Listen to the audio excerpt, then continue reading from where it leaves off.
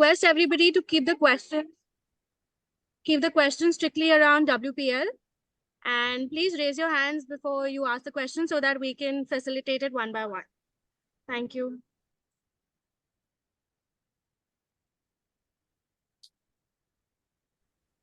Akash, you can go first. Yeah, hi Alyssa, how are you? Thank you. So, first of all the very best for the new season. My question is the late signing of Chamari Attapattu. How big is that for the Warriors? And being an overseas top or a batter, will it be challenging for the management to accommodate her in the playing 11? Yeah, great question. I think it's a great signing for us. Obviously, having depth in our side with both bat and ball was obviously really important, and to add Chamari to that list of names that we've already got was a really great opportunity for us. So yes, it's going to be a really difficult conversation for management and obviously myself as well as to who's playing in the 11 and what opportunities everyone's going to get. But I mean, I think they're really good problems to have, and she's in great form, so I'm sure she'll come into conversation quite a lot. Thank you. Himank, you can go next. Hi, coach. Hi, captain. My question is, Alyssa, you have two top all-rounders, T20 all-rounders at your disposal in Deepti Sharma and Sophie Eccleston. So how's the team planning around to go ahead with them? And the next question is for coach. How's Vrinda Dinesh doing in the practice? And can we see her a lot more in this season of the WPL? I think for my question, I think what a blessing that to have two amazing all-rounders. I mean, you throw Talia McGrath in there as well as an all-rounder.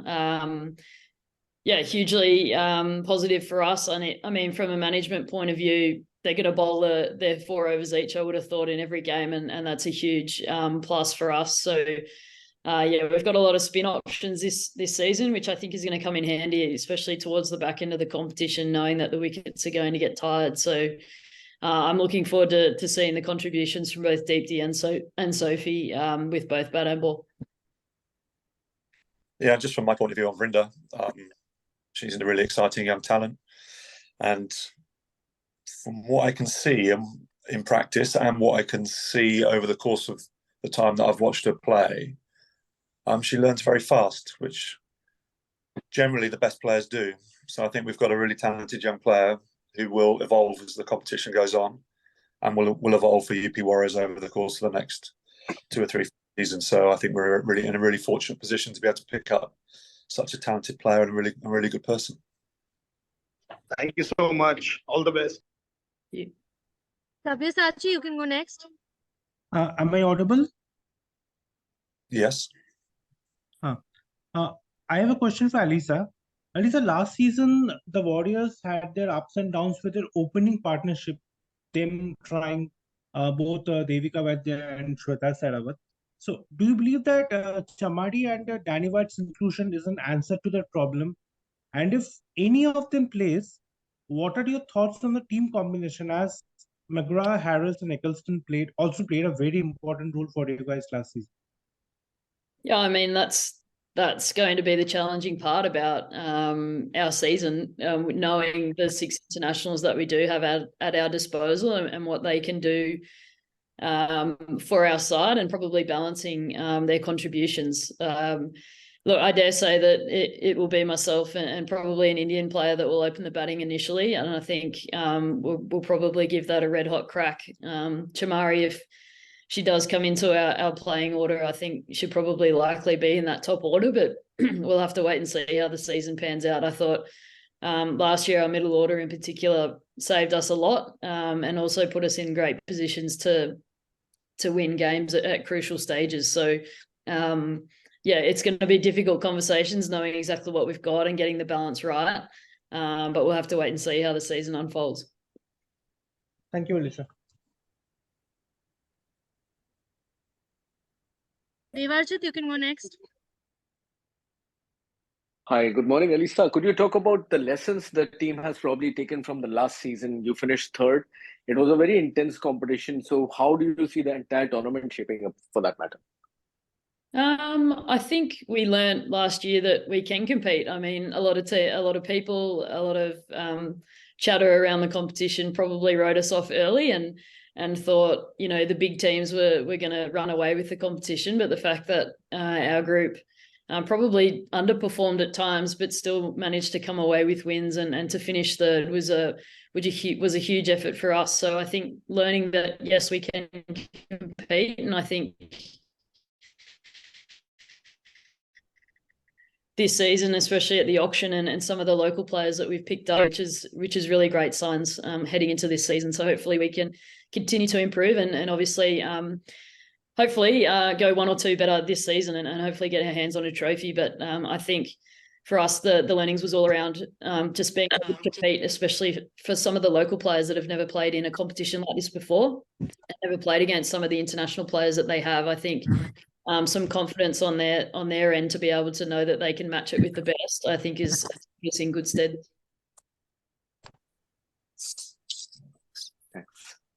Jatin, you can go next. Yeah, thanks. Morning, Alyssa. Morning, coach. This question is for both of you. How does the team plan to manage the exciting, young Indian contingent overseas slots, considering there are a plethora of players offering varying skill sets? So how do you plan to manage that? All yours, John. Can you just ask a better question? Because that was just it's just how does the team plan to manage the young Indian contingent, considering there are a plethora of players offering varying skill sets? Well, there's 7 slots available for Indian players. You know, Alyssa's already talked about Deepti Sharma and the fact that she's going to be one of the cornerstones of our side. So that leaves 6 slots available. So that's lots of opportunity. So we're going to try and create opportunities for players to show how good they are. Over the course of the last year, I've come back to India on a couple of occasions and been kept up to date with how players are progressing. And since I've come back in the last 10, 12 days, in terms of our preparation, I feel like our young Indian players in particular have really improved.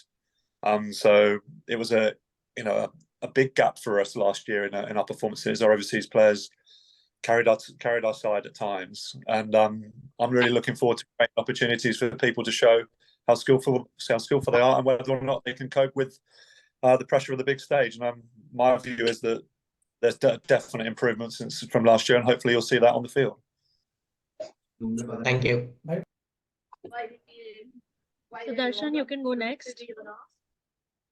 Hi, Alyssa. My question for you is, like, during the turn of the year, there was an intense India-Australia series.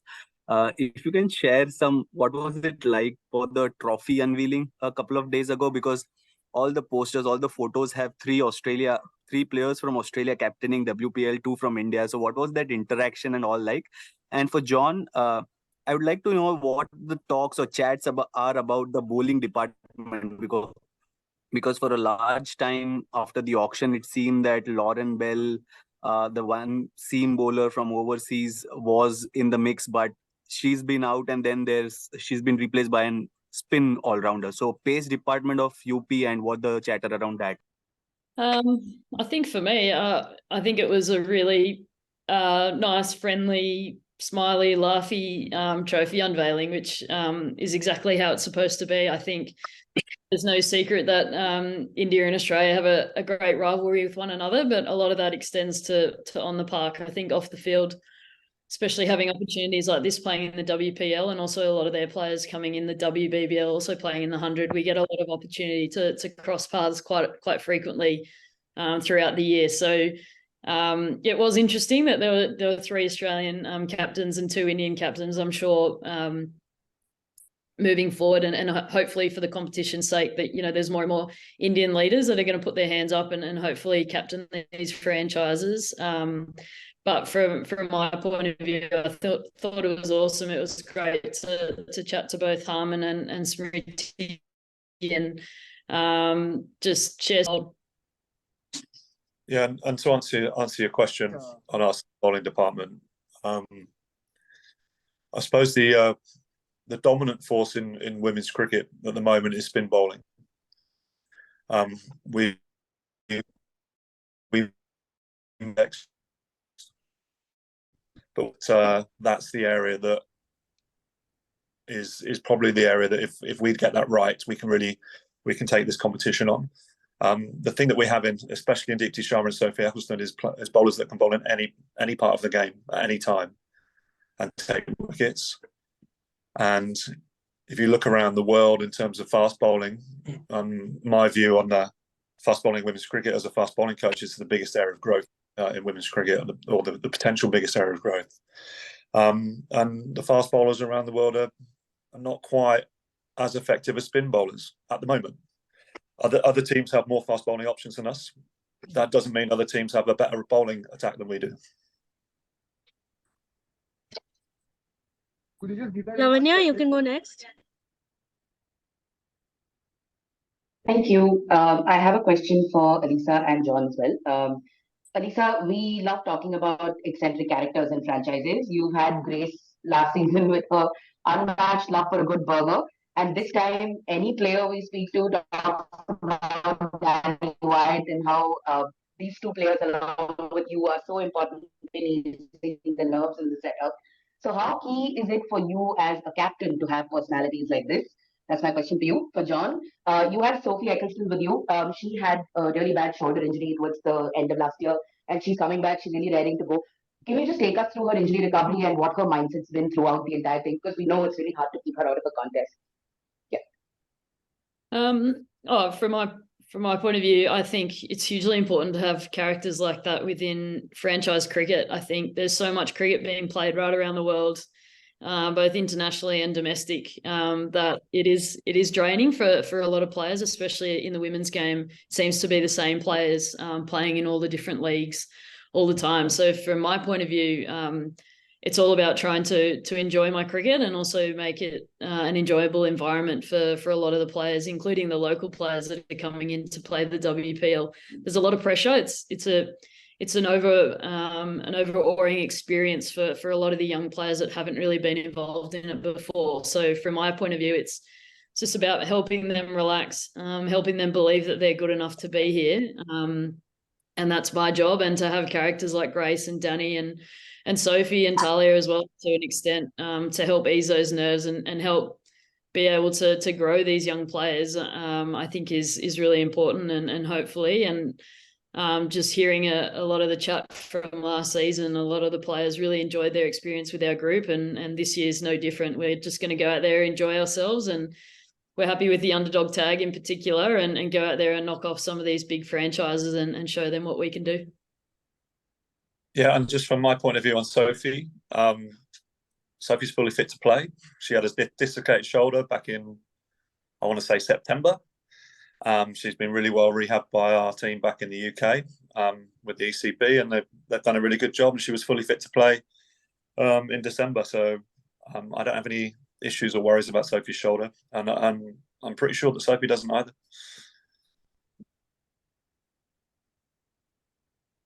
Anisha, you can go next. Thanks, Akshi. Hi, Alyssa and Jon. This question is for Alyssa. Your franchise is doing something very interesting, probably thanks in part to having a female owner, and that is trying to tackle the subject of online abuse hurled at female cricketers / female athletes. Alyssa, number one, what do you make of a step like this, especially knowing that a major part of the online abuse we see in cricket is or usually emanates from the subcontinent?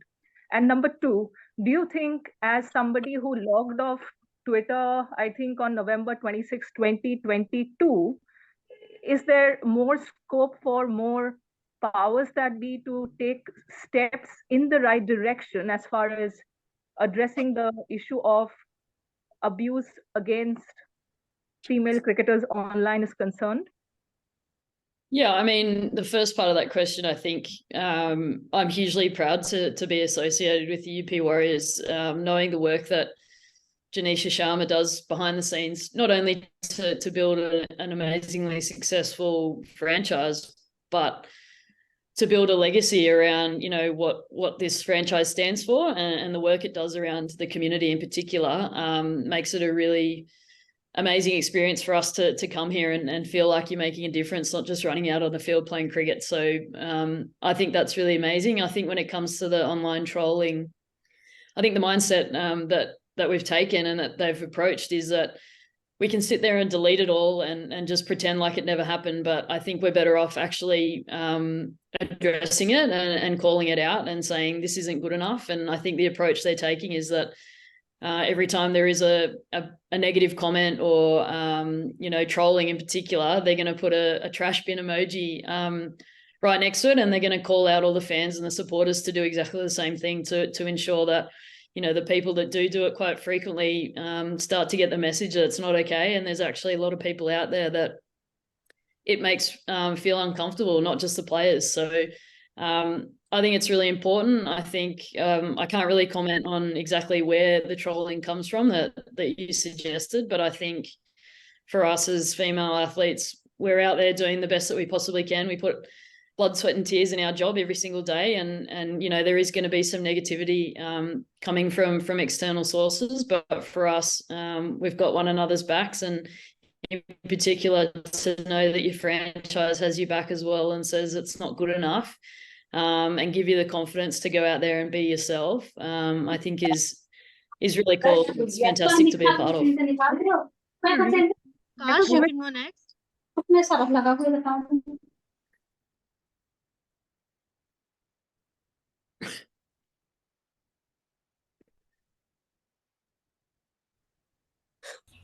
Yeah. Hello, am I audible?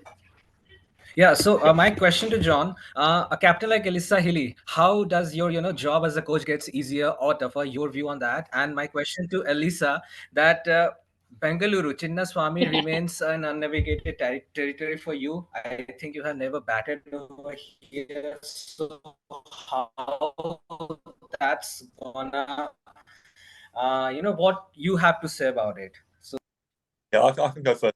I can go first on that. I think first and foremost, I always like to surround myself with good people. Alyssa's a really good person. Really cares a lot about the women's game, and as you can hear from what she just said about the franchise and the issues that we're trying to raise awareness to, just really cares about women's sport in general. So I'm really pleased to be aligned with a person like that, who also is incredibly competitive and likes to win. And enjoys her time off the field as well. So we're pretty aligned in how we think. Or it actually makes my job really easy to have someone of such experience around the franchise. Alongside that, Alyssa's now been captain of Australia for probably about 6, 7, 8 months now, and already in the 2 days that she's been here, I've seen a slightly different approach. In terms of how she goes about her business, because she's used to being a more regular captain, and so I've been really impressed with that in particular in the last 2 days. So I'm really excited to see how she goes across the competition, because I think she adds an incredible amount to this franchise. Thanks, Jon. Very sweet.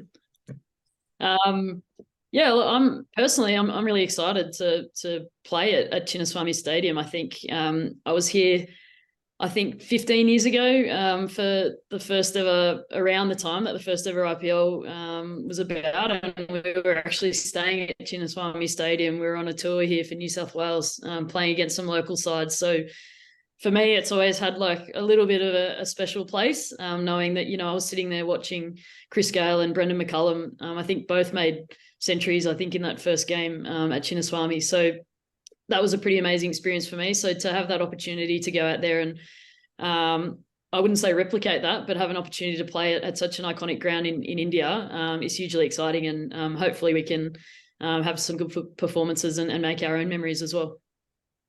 Thank you. Kalyani, you can go next. Thank you, Sakshi. I'll ask Alyssa's question first, and then I'll come back to Jon's question. Sorry, Jon. Like Jon mentioned, Captain, you were part of the leadership group in the Australian team for the very large amount of time, but the captaincy, it came around after in December 2022, and then you've been a regular captain now. He just mentioned that he had seen a lot of difference in you as a captain. So what do you think personally had changed with your captaincy? And yesterday you said something about being a grumpy captain. So I don't think many will agree with that, but what it is like, the changes that been happened in your captaincy over the year? I think for me, it's probably just been a really eye-opening experience as to the whole experience of captaincy, not just the on-field job and the thought process behind the game. I feel like as a wicketkeeper, you're always sort of involved in those discussions and that thinking while you're playing anyway. So that's sort of come quite naturally to me. But probably the overall experience of what it means, around the team itself, the environment, and also the expectations around you as a captain, and you're never sitting still, has been really eye-opening. So I think for me as a person, it's helped me quite a lot. I think in some ways it's maybe more grumpy, but then at the same time, I think it's sort of made me sort of relax and enjoy the ups and downs of it as well, and probably see the bigger picture a lot more clearly. So yeah, I wouldn't say that I'm a completely different person, but at the same time, I think I'm just a little bit more experienced and probably just a little bit more comfortable with the opportunity that's come my way, and probably at a really good place in my career to be able to feel like I can help and also make a difference too, which I'm really enjoying. Jon, just one for you. Last season, you spoke about how you pride yourself in giving opportunities to a lot of domestic talent, which led to having Shweta play a lot of season and Pashvi coming in late in the season and making that impact. Do you think that will continue in this season as well, with a lot of domestic talent, young domestic talent in your team? And a word on Shweta over the years.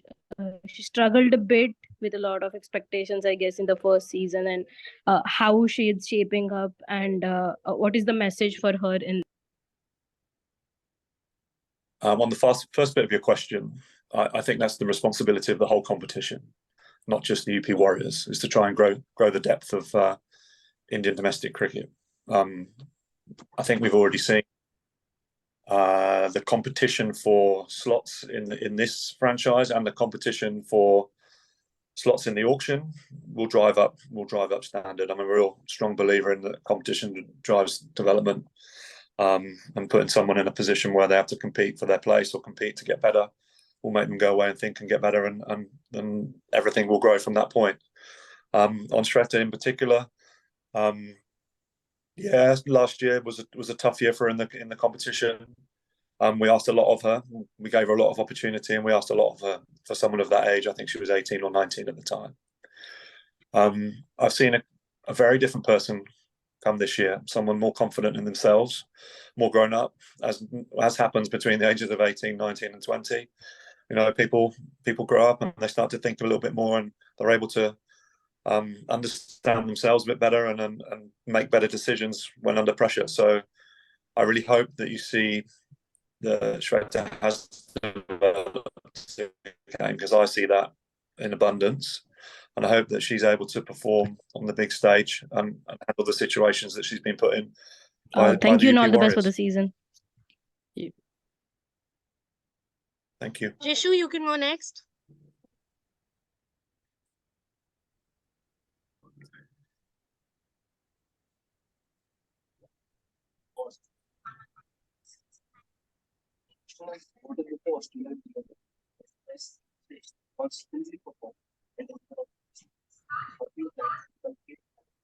We can't eat.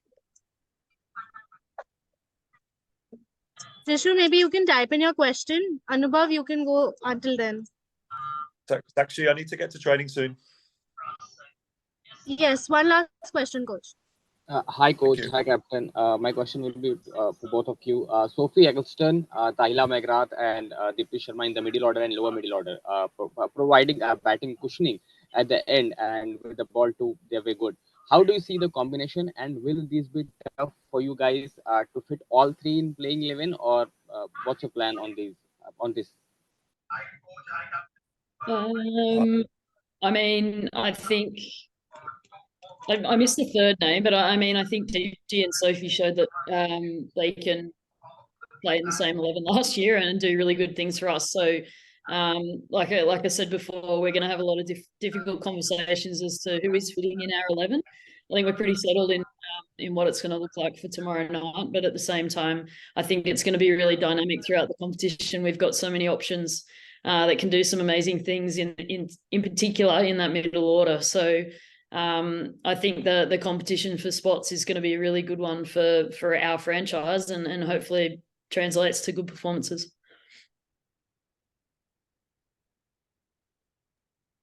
Thank you, Alyssa. Thank you, coach, for joining in. Best of luck for the game tomorrow. Yes, bye. I have a question. Are we finished? Just Yes. Okay. Thank you. Thank you, Alyssa. See you soon.